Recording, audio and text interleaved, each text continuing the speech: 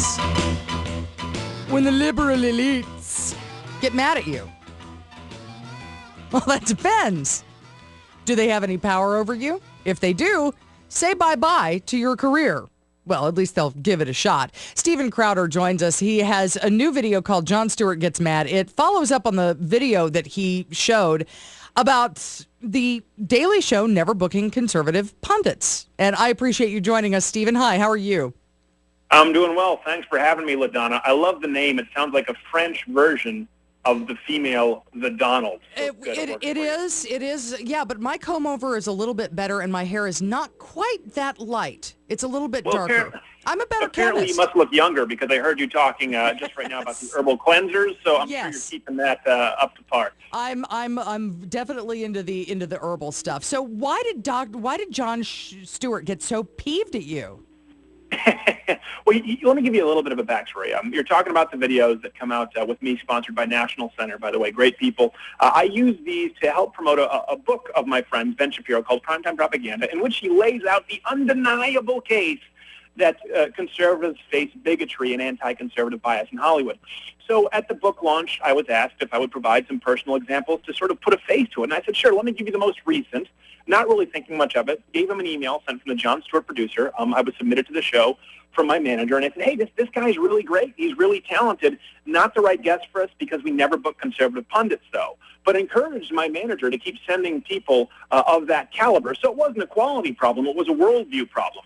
When the email was released, the producer had to put out fires with Jon, was seriously ticked off, and called my manager to the point that, listen, my manager's a great guy, but he has mouths to feed with his family, and he had to put some distance between himself and I in order to maintain a viable career. And sadly, that's often what happens in this industry if you come out of the closet as a conservative.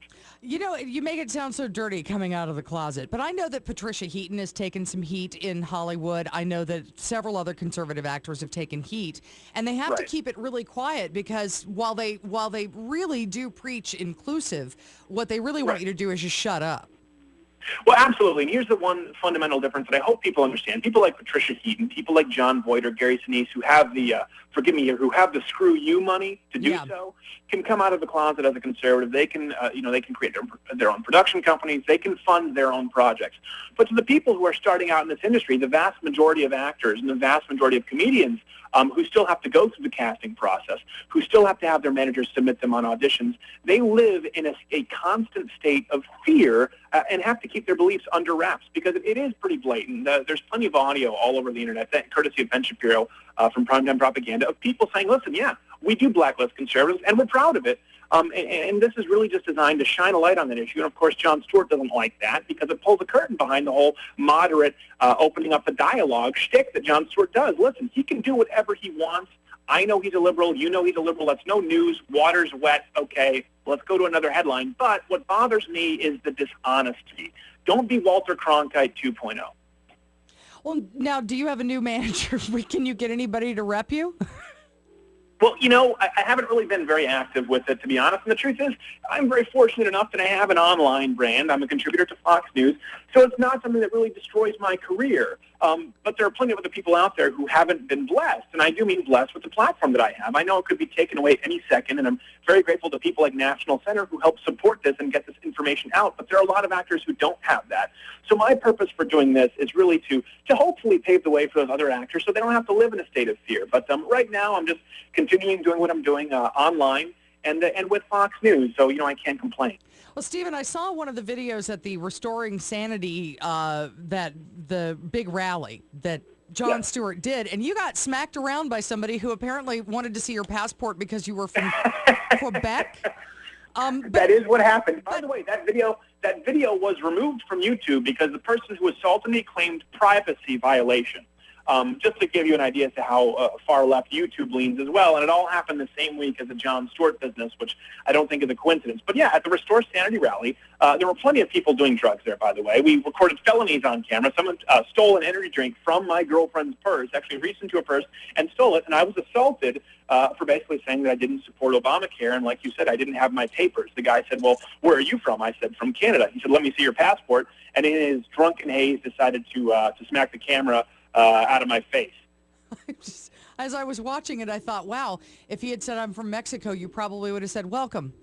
But you Canadians... Exactly. He would have said welcome, and he would have asked me to work for him. You know, Stephen, you Canadians are a scary bunch, and I can see where he might have been a little off-put by the whole... it's the separatist thing. You people from Quebec, you cannot be trusted.